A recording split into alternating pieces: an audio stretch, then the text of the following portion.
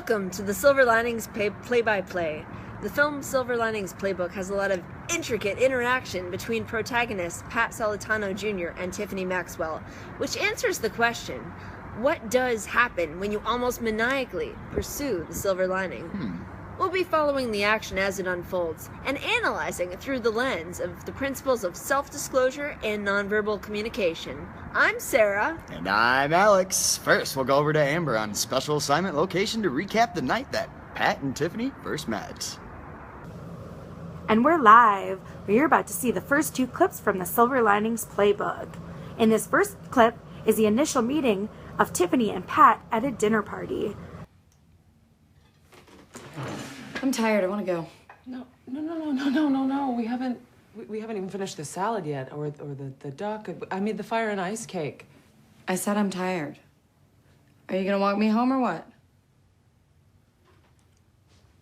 You mean me? Yeah, you. Are you gonna walk me home? You have poor social skills. You have a problem.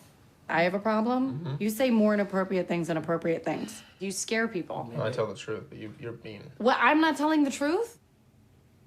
When Tiffany is ready to go home, she asks Pat to walk her home.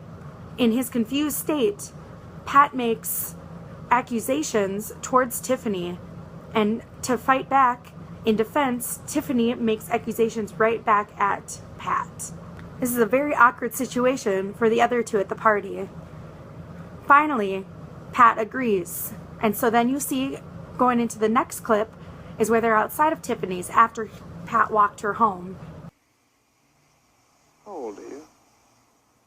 Old enough to have a marriage and to not wind up in a mental hospital. Look, I had a really good time tonight. I think you're really pretty, but I'm married, okay?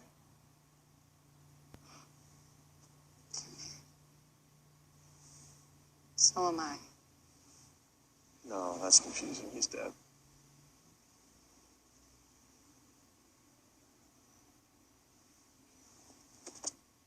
Wait, what? What's happening? Oh my God. Hey.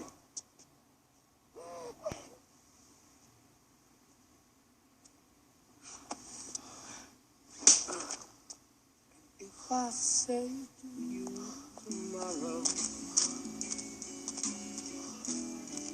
take my hand, child, come with me. Tiffany says a harsh comment when Pat doesn't agree to her indecent proposal. She then cries and hugs Pat. Pat is very confused again by her reaction. When Tiffany does not receive the same condolences towards herself, then after the embrace, Tiffany comes out and slaps Pat. These two clips show examples of self-disclosure. We're on page 123 and 124 of our textbook, explain that a hidden area, which is private, confidential information about someone that they don't want to reveal to someone else, is an example of how Tiffany does not want to tell Pat about her life. And then there's also the blind area, where someone else can see information about you that you may not know about yourself. This is an example when Tiffany and Pat are making accusations towards each other at the dinner party. And finally, the nonverbal communication.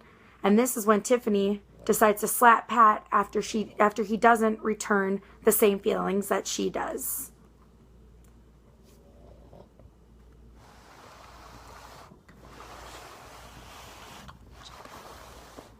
All right, and we're going to bring it over to Alex. Take it away, Alex. Hi guys, and thank you for that.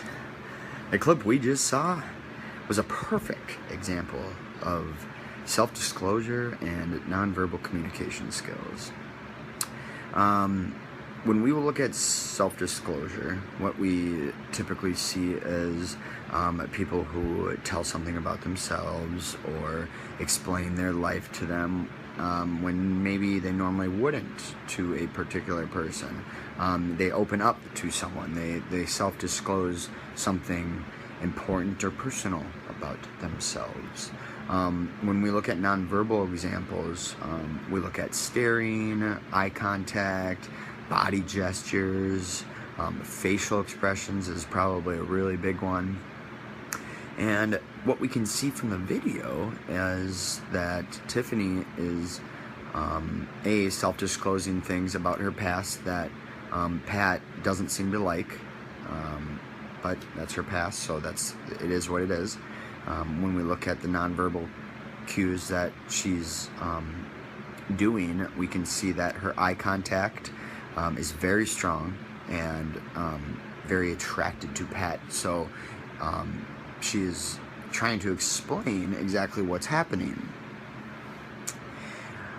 Now, a lot of the time, we may think that the crowd or the people that we are around may impact on how we act. As we saw in the dinner scene when Pat and Tiffany were at a friend's house, it was just two other adults in the room. And yes, there was some nonverbal cues going on and gleaming of the eyes, maybe some body movements, but they didn't leave on a very bad note. They left on a sour note. Now, the diner scene, Tiffany left on a very, very angry note, as we can see with her body language. What do you mean? How am I? What does that mean? Sort of like me. Sort of like you? I hope to God she didn't tell Nikki that. Why? Because it's just not right lumping you and I together. It's just wrong, and Nikki wouldn't like that. Especially after all the shit you just told me. You think that I'm crazier than you? Because, well, we're different, Oh my God. Oh, you're killing me. You know what? Forget I offered to help you. Forget the entire fucking idea.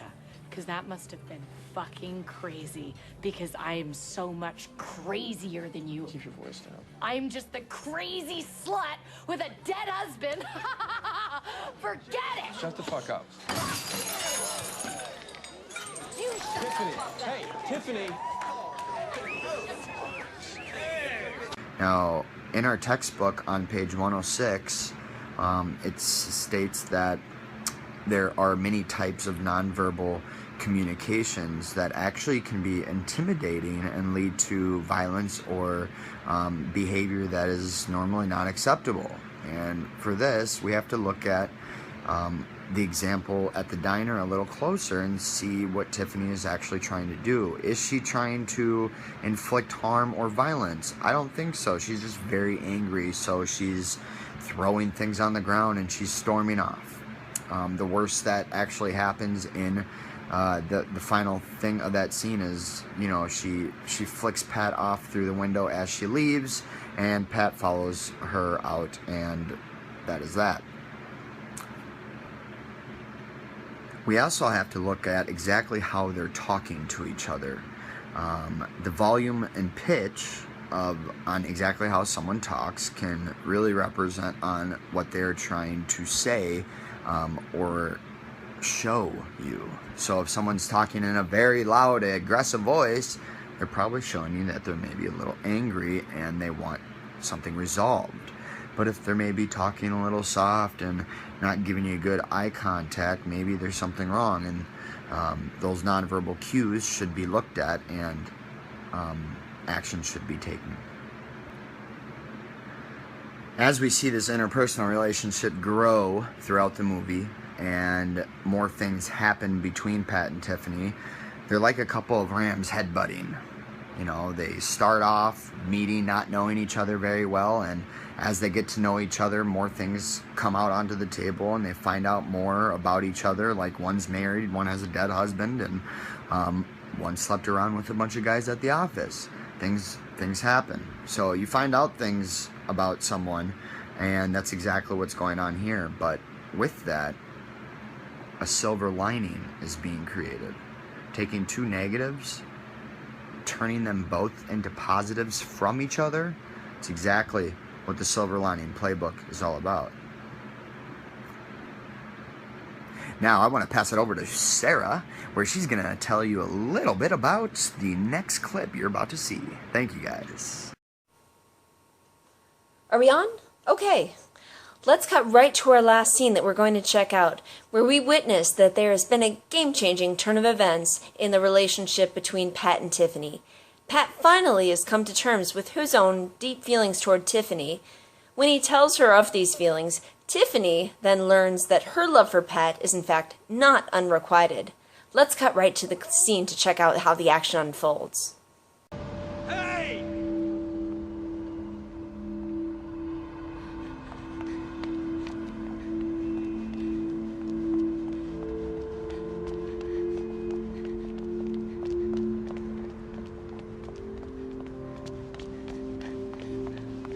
Just leave me alone. Wait a second. Please. I have one more letter for you to read, okay? What the fuck is the matter with you? Give it to her yourself. Let me say something. You don't ever have to see me again if you just read it, all right?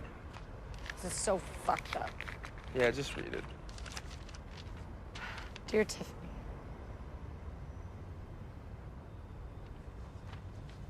I know you wrote the letter.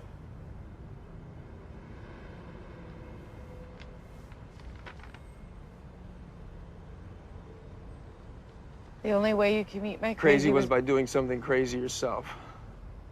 Thank you. I love you. I knew it the minute I met you. I'm sorry it took so long for me to catch up. I just got stuck. Pat. I wrote that a week ago. You wrote that a week ago? Yes, I did. You let me lie to you for a week?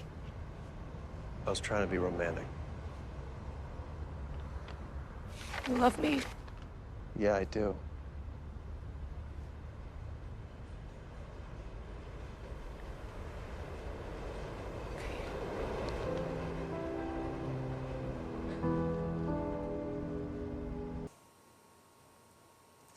At previous times, when we found Pat and Tiffany running in the middle of the street, it's been Tiffany that aggressively has accosted Pat, usually yelling out, "Hey!" to get his attention and startling him, but then continuing to pursue him.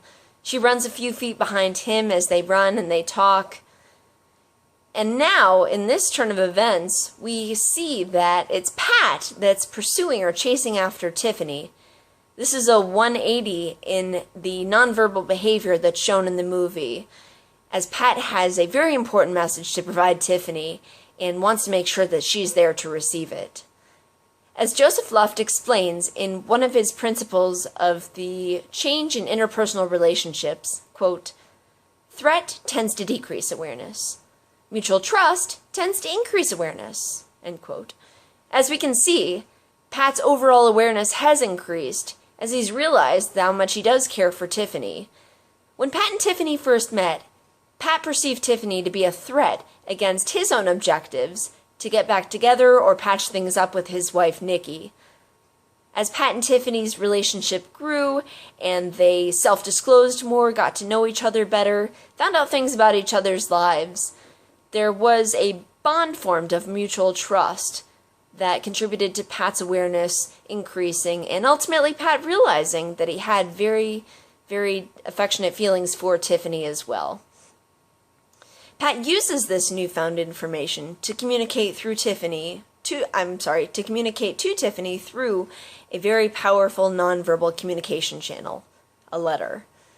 At the first night that Pat and Tiffany met, after walking home from Ronnie and Veronica's house, Tiffany had laid all her cards out on the table, making known her intentions by inviting Pat to stay with her for the night.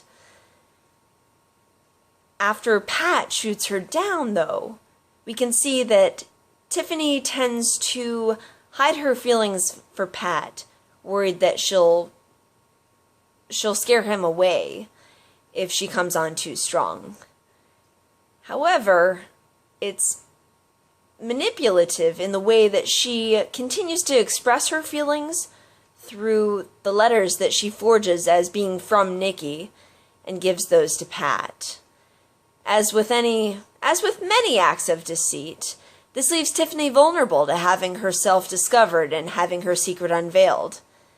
Fortunately, when Pat does discover that she's been writing the letters all along, he uses this information to find a positive outcome or a silver lining, and communicates to Tiffany that he feels the same way. He uses a letter as well to get this information across to Tiffany in what he calls trying to be romantic. So, we see how, in this scene, self-disclosure and nonverbal communication really exhibit the change that's taken place in Pat and Tiffany's relationship. Now, back to you guys in the studio. Wow, we sure have seen the relationship between these two characters undergo a huge change.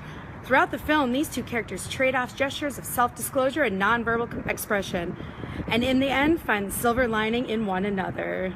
Thanks for watching this special edition, and enjoy the rest of your summer. What? No.